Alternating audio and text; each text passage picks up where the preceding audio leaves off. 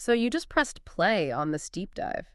Or, you click your mouse or tapped your screen. Right. And you felt your finger make that motion. You felt, honestly, in your bones, like you made a choice to be here. Yeah, a conscious, deliberate choice. Exactly. But what if that simple finger tap was actually decided, like 14 billion years ago? Oh, wow. Going right back to the Big Bang. We have to, because what if that decision was just the inevitable, inescapable result of your biology, your upbringing, and like the rigid laws of physics all colliding in this exact moment? That is the heavy question, isn't it? It really is. Today, we are tearing into a massive stack of sources to tackle what has to be one of philosophy's oldest and just most intense debates, the problem of free will. And the sources for this are incredibly varied. I mean, we're looking at everything from ancient Greek atoms and modern neuroscience to 20th century existentialists. Plus the very limits of human biology. And all of them are trying to answer this single terrifying question: are we really free? Yeah. Well, before we can even ask if we have free will, we kind of have to isolate what that feeling of freedom actually is. Which is surprisingly difficult. It is. You feel it every day, but it's remarkably hard to pin down on paper. In our sources, the general consensus is that our everyday intuition of free will relies on two very specific features. Okay, what's the first one? The first is what philosophers call up-to-usness. Up-to-usness. I love that term. It's great, right? It's basically the deeply held conviction that you have alternative possibilities. Think about your morning coffee. Okay, I'm standing at the counter of a cafe. Right, you're at the counter, and you genuinely feel that the timeline is open. You could order the latte, or, you could order the black coffee. I am standing at a garden of forking paths. Exactly.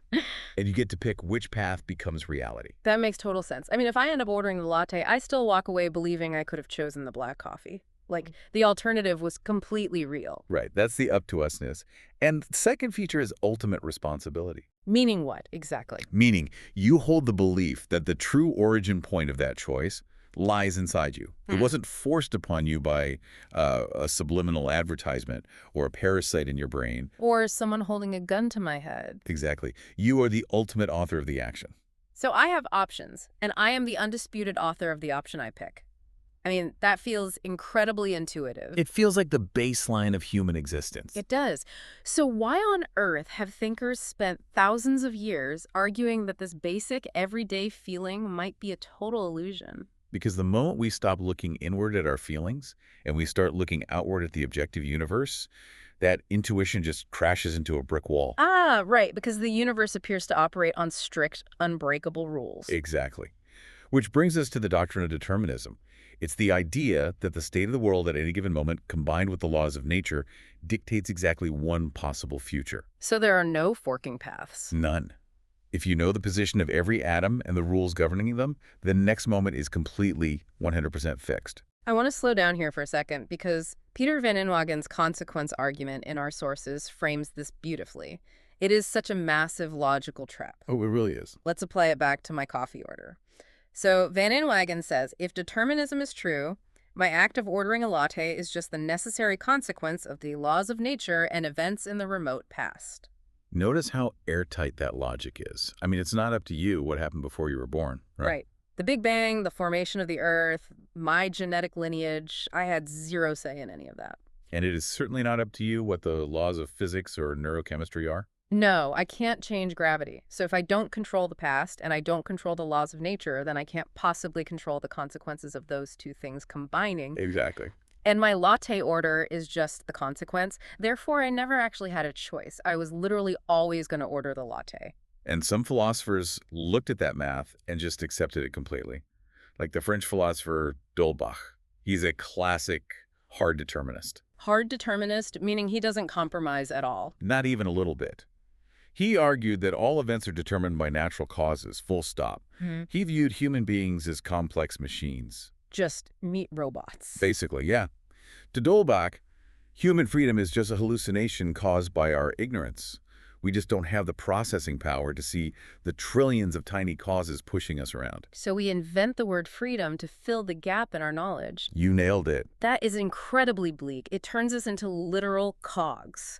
And looking at Spinoza in our stack, he takes this even further, doesn't he? He does. Spinoza argues that human beings are just a tiny part of nature, and the causal order of nature proceeds with the exact same necessity as a mathematical proof. Which you can't argue with. You can't argue with a math equation, and you can't argue with causality. Right. So Spinoza claims that true human freedom is nothing more than the consciousness of necessity. Wait. So put yourself in Spinoza's shoes for a moment. He's saying that to have a grasp on your actions is just to understand the full system of necessity you belong to. Yeah. You aren't free from the chain of cause and effect. You are just aware of the chain. True freedom is just realizing you are trapped. How is that freedom? Let's bring this down to earth for a second. Sure. If I am just a domino falling in a line of cosmic dominoes that started at the dawn of time, why on earth do I experience things like regret or pride? That's the million-dollar question. Right. A domino doesn't feel bad about knocking over the next domino. If Spinoza and Dilbach are right, my guilt when I, snap at a friend, or my pride when I finish a massive project, it's completely absurd. My entire emotional life is a joke.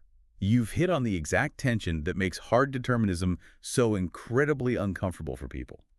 If determinism breaks moral responsibility, if your pride and your guilt are meaningless, human society kind of starts to unravel. We'd have no basis for punishing or rewarding anyone. Exactly. We need a way to save morality and personal responsibility without having to deny the actual laws of physics. And this is where a massive rescue operation comes in, right? From a school of thought called compatibilism. Yes, or sometimes it's called soft determinism.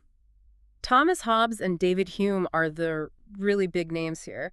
And reading through Hume, he basically argues that we've just been using the wrong dictionary this whole time. Yeah, he thinks the whole free will debate is just a semantic illusion. Hume says that freedom is not the absence of causation, because if our actions were completely uncaused, that wouldn't be freedom. That would be chaotic madness. Right, your arm would just randomly flail out and knock over your coffee and you'd have no idea why. That's not a free choice.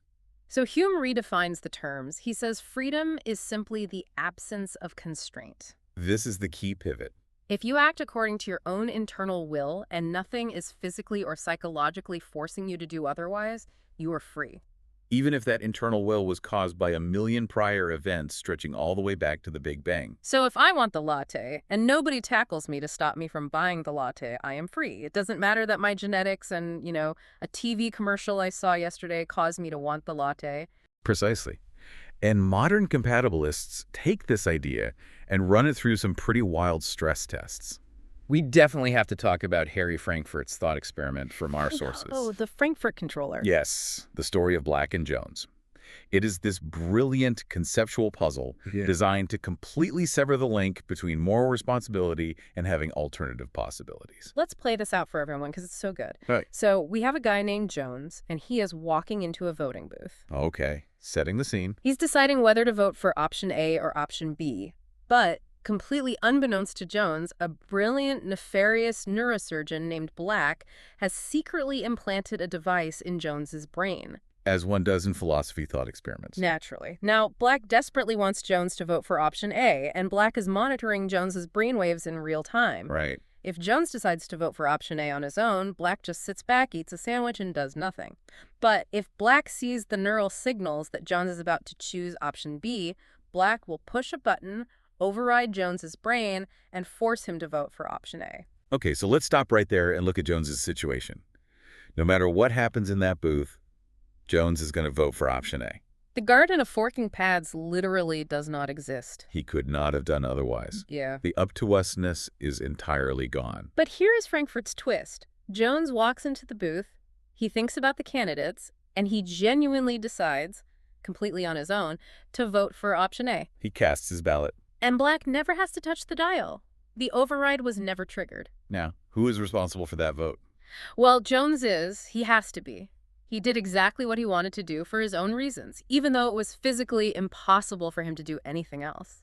And Frankfurt uses this to prove that you don't need alternative possibilities to be morally responsible. You just need your actions to align with your internal desires. Which builds into his hierarchical theory of free will, right? Exactly. Frankfurt says humans are unique because we don't just have base desires. We can reflect on them.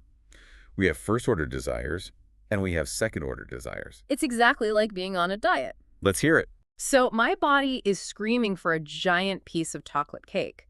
That's the base first-order desire. But I also have a second-order desire. I want to be the kind of person who eats healthily. I have a desire about my desires. Right, you're evaluating what you want. Exactly. True freedom for Frankfurt isn't about escaping the laws of physics. It's about getting your actions to align with your higher level desires. Freedom is having the will that you want to have. It's an incredibly elegant rescue mission. It preserves human psychology, it preserves moral responsibility, and it doesn't require us to break the laws of physics. It sounds perfect. But not everyone is buying it. Immanuel Kant looked at this exact kind of compatibilism and famously called it a wretched subterfuge. A wretched subterfuge. Yeah, and William James called it a quagmire of evasion. They aren't pulling any punches, but I see why. They're basically arguing that compatibilists are just moving the goalposts. We just redefine the word freedom to make ourselves feel better about being machines. That's the critique, yeah. Because if my second-order desire to be healthy was still ultimately programmed into me by my genetics and my environment, am I really the author of my life? Or am I just a very complex, self-aware robot that has been programmed to actually enjoy its programming? Which brings us to the ultimate crossroads in our deep dive. If compatibilism is just a psychological trick, we have to ask a terrifying question. Is there any way to argue that humans possess true, physics-defying alternative possibilities? Does actual magic exist in the human brain? Essentially, yes. Yeah. This takes us straight into libertarianism. And just to be clear, we mean the philosophical concept, not the political party. Right, the philosophical demand for radical, uncaused free will. Libertarians assert that determinism is demonstrably false. The universe is not a closed loop. And this idea goes all the way back to the ancient Greek philosopher Epicurus. Epicurus proposed that the universe is made of atoms falling continuously through the void.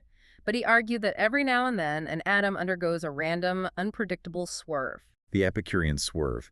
It's this microscopic indeterminacy. It's supposed to be the physical basis for human freedom. It introduces a glitch in the matrix, basically, preventing our actions from being wholly determined by the past. And you see this fierce demand for radical freedom just explode in the 20th century with Jean-Paul Sartre and the existentialists. Sartre argued that human beings are fundamentally different from objects. Because if you build a table, you have a blueprint. Its essence is determined before it exists. Right. But for humans, Sartre famously declared that existence precedes essence. Existence precedes essence. That is a profound shift in perspective. It really is.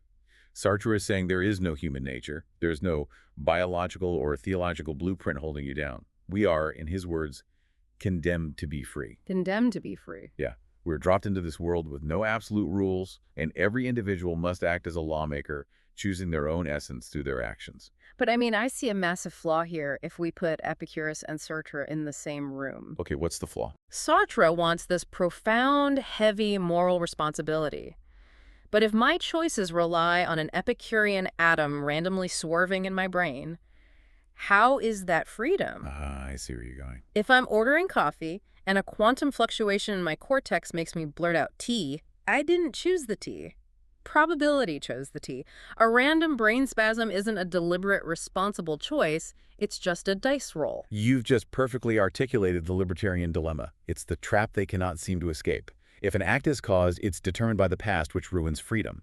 But if an act is uncaused, it's entirely random, which ruins moral responsibility. It's a catch-22. How can a chance event be a deliberate action? So how did they get out of that? Do they have a Frankfurt-style thought experiment to fix it? They have to get much more radical than that. Immanuel Kant tried to solve this by essentially splitting reality in half. Splitting reality. Yeah.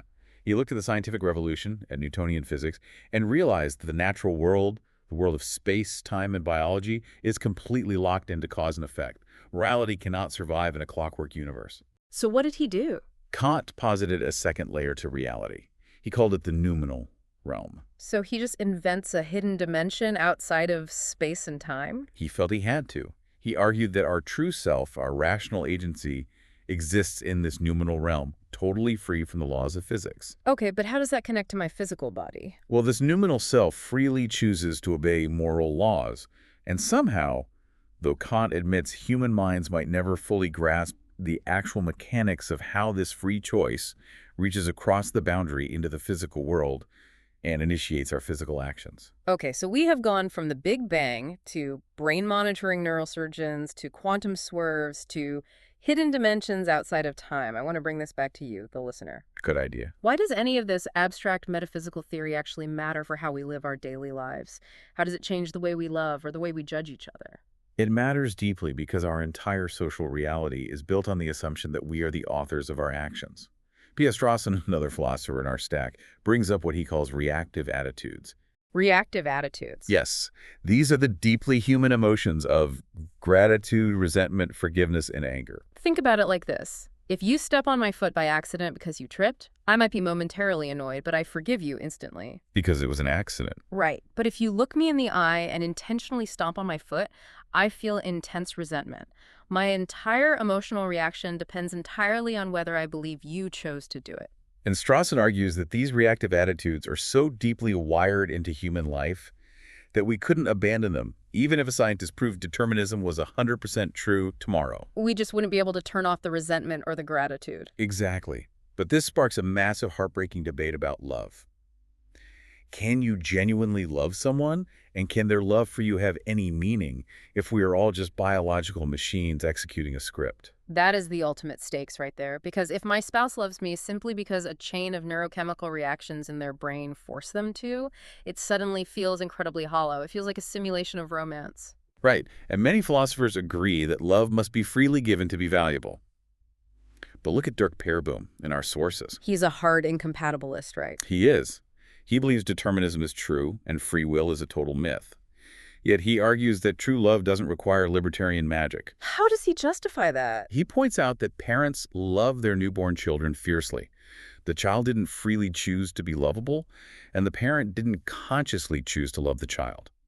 It is a deep, naturally determined biological bond. Oh, wow. Pereboom argues we can still find our relationships breathtakingly meaningful, even if we view them as the unfolding of a natural process. That concept touches everything, really, including theology. If we look at thinkers like Augustine and Boethius, they wrestled with the massive tension between human freedom and an all-knowing God. The problem of divine foreknowledge. Right, because if God is omniscient and timelessly foresees everything that will ever happen, are we actually free? Or are we just actors hitting our marks in a play where the script was finalized before we were born? And this theological tension is exactly what Alvin Plantinga addresses with his famous free will defense. It's his answer to the problem of evil. What's his argument? Plantinga argues that a world containing creatures who are significantly free is objectively more valuable, more excellent, than a world containing no free creatures at all. But the cost of that freedom is immense. Plantinga is basically saying that for humans to be capable of true moral good, of genuine love and virtue, God had to give them the ability to choose moral evil. Yes. Suffering, in this view, is the unavoidable tax we pay for the capacity to love. Because a universe of perfect automata who only ever do the right thing wouldn't be capable of genuine virtue. It's a heavy burden to bear. And even if we step away from theology and just look at the physical reality we live in today, modern biology is showing us just how constrained our freedom actually is. Simone de Beauvoir wrote about this, didn't she? She did. She talked about facticity, the unchangeable facts of our existence. We are limited by our physical bodies, by the gravity of the earth, by historical circumstances we are thrown into, like droughts or plagues. And contemporary bioethics takes this even further. Brian Earp discusses the concept of default natural ethics. The takeaway here is that human beings are not infinitely malleable blank slates. We aren't just floating minds. Right. Think of it like this. Your biology is like the hardware and operating system of a smartphone. Oh, I like this analogy. You can download different apps, you can make different choices, adopt different cultures, but you are still absolutely constrained by the battery life, the processor speed, and the screen size of the hardware you were handed at birth. Our evolutionary biology sets strict boundaries on our behavior. Exactly. If we build social expectations that ignore our underlying biological reality, we end up causing massive psychological damage. We are sailing a ship. We didn't choose the ocean, we didn't build the ship, and we don't control the wind. That's our biology and circumstance. But we still have to grab the wheel. The debate today isn't really about whether we have absolute godlike freedom to do anything or zero freedom at all.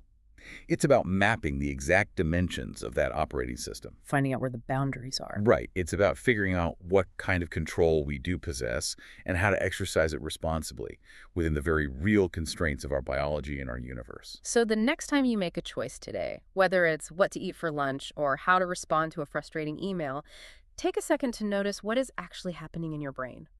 Notice the immensely complex web of your biology, your past experiences, your current stress levels, and your immediate desires, all colliding in that single moment of decision. And as you make that choice, ask yourself, are you the author of it or just the observer of a process? And we want to leave you with one final mind-bending concept from our sources to ponder long after this deep dive ends. Yeah, this one is guaranteed to keep you up at night. Consider the idea of logical fatalism championed by the philosopher Richard Taylor. Forget the laws of physics, forget biology, and forget theology for a second. Think purely about the laws of logic. It was either true yesterday that you would listen to this deep dive today, or it was true yesterday that you would not. Wow. Because statements about the future are already either objectively true or objectively false, the future is completely fixed by logic alone. Regardless of your brain chemistry or your environment. Exactly. Regardless of any of that, there's only one logical path forward. So, as you move through the rest of your day, ask yourself, is the universe forcing your hand, or is logic itself? You felt like you consciously chose to tap play on this deep dive today, but did you really? We'll let you be the judge of that.